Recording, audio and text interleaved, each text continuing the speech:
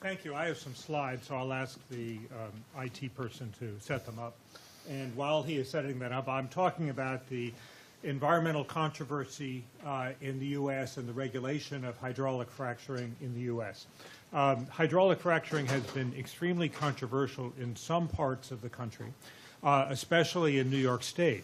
Yesterday, the Commissioner of Health of New York State announced the results of a large study of the health impacts, and he concluded that there are so many uncertainties and risks associated with hydraulic fracturing that he would not want his family to live near hydraulic fracturing, and therefore no one in the state should. And so New York State has announced that it is continuing its ban on hydraulic fracturing so far. In many other states, it is not nearly as controversial, but in general, the green movement in the U.S. is opposed to hydraulic fracturing. One of the reasons for that is concern about leakage of methane in the production and transportation process. There is one study from Cornell University that concludes that because of the large amount of leakage, the amount of the greenhouse gas impact of natural gas is overall worse than coal. This is a very controversial conclusion, and there are several other studies that come to the opposite conclusion. There are several studies underway now that will hopefully come up with a definitive answer to that question. Thank you. One other thing that we do know is that when we are talking about conventional air pollutants, such as sulfur dioxide, particulate matter, and so forth, natural gas is much cleaner than coal is. And so it has real advantages in a place like China. The conversion from coal to natural gas unquestionably has many, health benefits. So I was just talking about the controversy in the U.S., the one study showing that natural gas is worse than coal, the several other studies that come to the opposite conclusion, the superiority of natural gas over coal for most other kinds of pollutants. And then we get to the important issue of climate change, of course. We know that since the onset of the Industrial Revolution, there has been a tremendous increase in global temperatures. The United Nations Climate Convention has concluded that 2 degrees centigrade is the maximum increase above pre-industrial temperature conditions that is tolerable.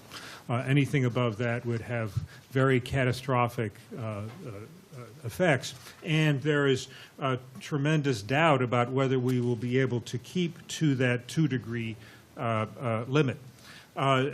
This shows a number of climate models, but let me just say that the line on top represents what will happen if we have a this is what has been emissions growth so far. If we have a continuation of business as usual emissions, we are going to be somewhere between 3.2 and 5.4 degrees centigrade above pre-industrial conditions by the year 2100, which would be completely catastrophic. Under the voluntary agreements that have been discussed over the last few weeks in Lima, we are probably somewhere in this range, maybe around 3 degrees, which is also very, very serious. In order to be confident of staying within 2 degrees, we need a very massive transition away from all fossil fuels towards renewable and nuclear. It is impossible to achieve that if we continue the growth of oil and gas production. This has led to the concept of the carbon budget, which is that the total amount of gigatons of carbon that can be released into the atmosphere between 1850 and 2000, 1,020 gigatons were released. Since 2000, 380 gigatons, and we have 500 gigatons left. 500 gigatons more of carbon dioxide can be released into the atmosphere and still stay within this 2-degree limit.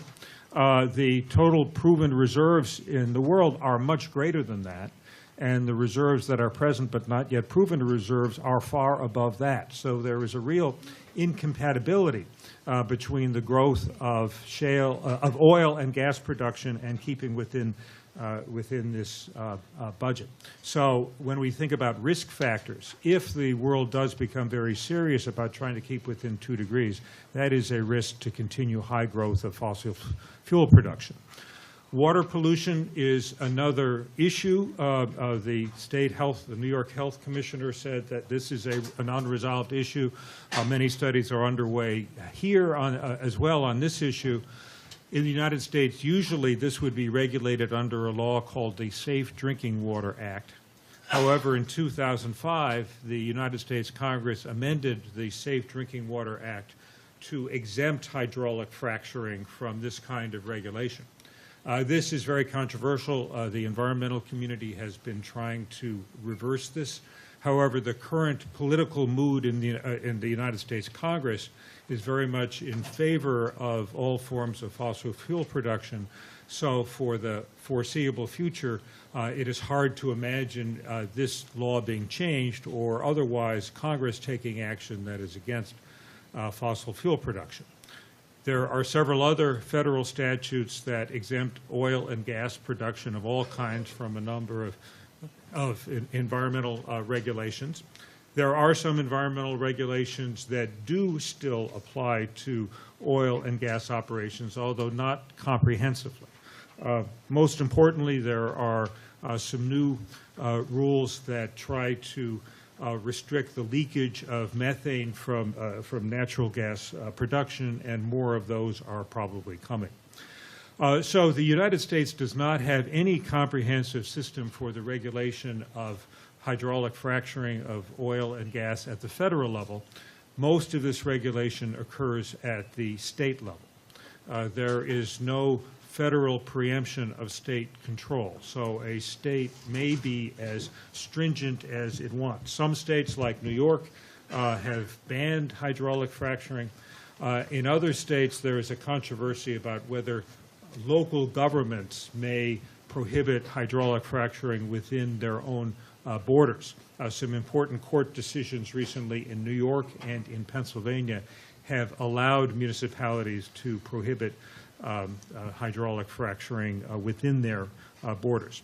The states often regulate the disclosure of the chemicals that are used in hydraulic fracturing. They regulate the spacing of the wells, the specifications of how the drills must operate, the amount of water that may be used.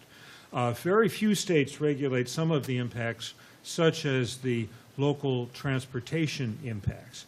And this is my final point, but it's an important one, that the development of both natural gas and oil hydraulic fracturing in the United States has gone faster than the development of the infrastructure that is needed. The hydraulic fracturing of natural gas consumes a great deal of water, and so any analysis of the development of that technology in a country with water shortages such as Israel needs to include the calculation of how much water would be consumed and whether that is taking away water from agricultural and other purposes, but it also generates a great deal of polluted water. In the U.S., this development has happened without the construction of pipelines to take away the polluted water. And so we have very large volumes of trucks that carry this polluted water away from the drilling sites to a distant location where it can be treated. We have a similar issue with oil production in the Bakken Shale in North Dakota, which is where most of the new shale oil production in the U.S. takes place. And so much of the natural gas that accompanies the oil is flared. The infrastructure to capture the natural gas and store it and utilize it has not been developed. And so the flaring of of this natural gas can be seen from outer space. In this box, this is the flaring of natural gas from the Bakken Shale, which is generating more light in that area than St. Paul, Duluth, Minnesota, almost as much as the city of Chicago. About 28% of all the natural gas is flared, is wasted, and becomes carbon dioxide. So there are plans to reduce that, but so far the infrastructure is not ready. Likewise, there is not yet the infrastructure of pipelines to carry the gas that, to carry the oil that is produced. There are many, there are many natural gas pipelines down in the Gulf states, Texas and Louisiana, where there is traditionally a great deal of oil production. But up in North Dakota, we don't yet have that infrastructure of pipelines. So most of the oil is carried by rail, as Professor Bordoff said.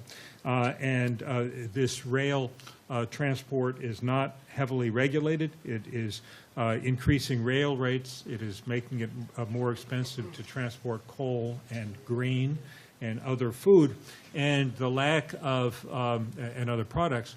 And the lack of regulation has led to some terrible accidents. Most significantly, so there's been this increase in rail carloads, tremendous increase in rail carloads carrying oil. And about a year ago, a train carrying oil exploded in a town in Quebec, Canada, destroyed a part of the town, killed about 50 people.